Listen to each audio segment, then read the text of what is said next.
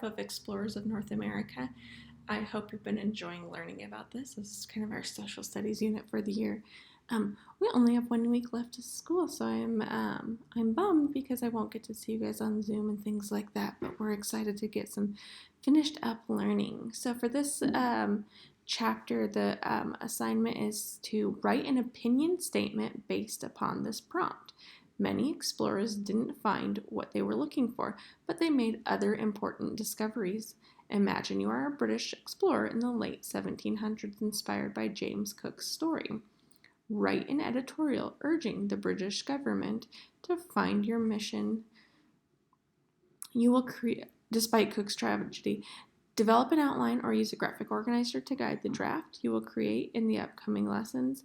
Include only facts, details, examples, and quotations that clearly support your opinion. Write your opinion statement and outline on a separate piece of paper or in a new document. So in this, it really wants you just to kind of plan out your opinion. What I would like you to do is give me the graphic organizer for Oreo, but you're not going to put necessarily your reasons right now or your evidence right now. It says you want you to, or you are going to put your evidence. So you don't even have to write a paragraph on this one. You're just planning it here. What's your opinion? And your reasons why and the evidence that supports it. And then conventions, yes or no, commas. So after you write a yes or no statement, you put a comma and then your reason. So, did more than one European explorer try to find the Northwest Passage? Did any of the European explorers ever find a way to sail across America? Is there a way for ships to sail across the Americas today? So, the way I would write that is either yes, comma, reasons, or no, comma, reasons for my, to use the correct grammar on those. We'll get more into that after we've read our passage. Okay, so we're going to move on to reading.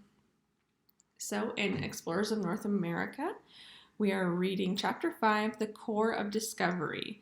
Lewis and Clark discovered 122 kinds of animals, including grizzly bears. Ooh, I don't think I'd want to come across a grizzly bear for the first time if I'd never heard of one before, or even if I've heard of them. Okay, would you buy something without knowing what it was?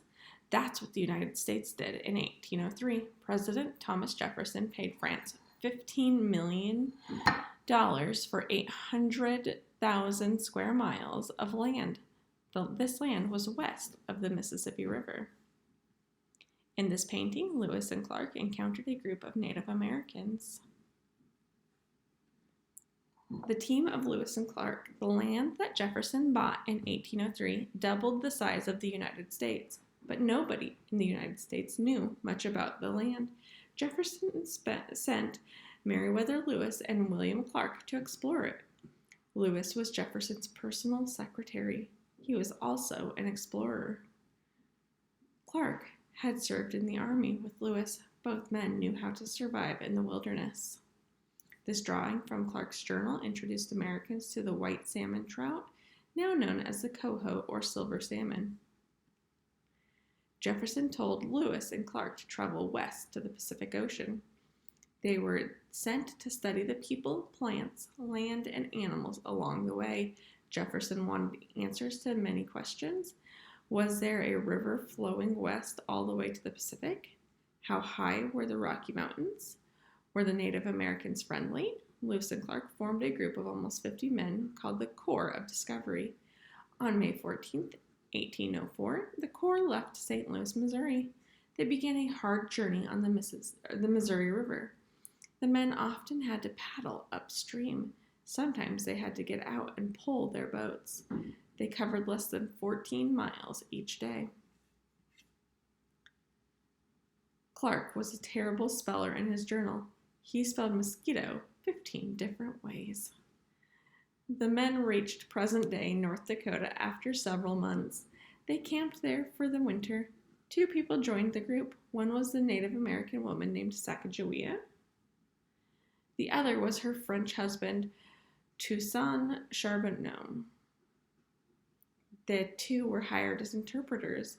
Many different Native American groups lived in the West. Sacagawea and her husband could help speak to them. They also knew the land so well they could guide the explorers.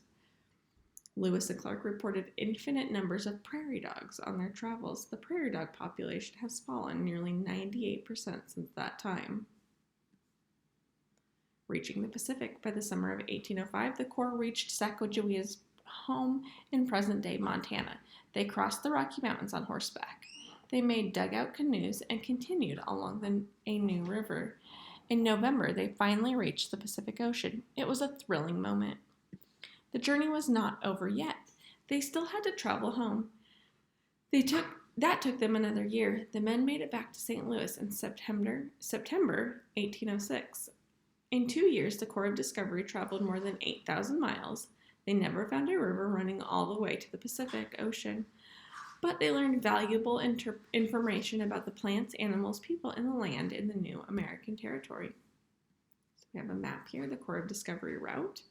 So they started here, May 1804. The Corps leaves St. Louis. They travel the Missouri River. April 1805, 12 men are sent home with samples for Jefferson. Oh, I missed this one. Sorry. 1804, Corps hires French fur trader and his wife Sacagawea as guides. The group builds camp for winter, and then they send the 12 men home. May 1805, Lewis spots the Rocky Mountains.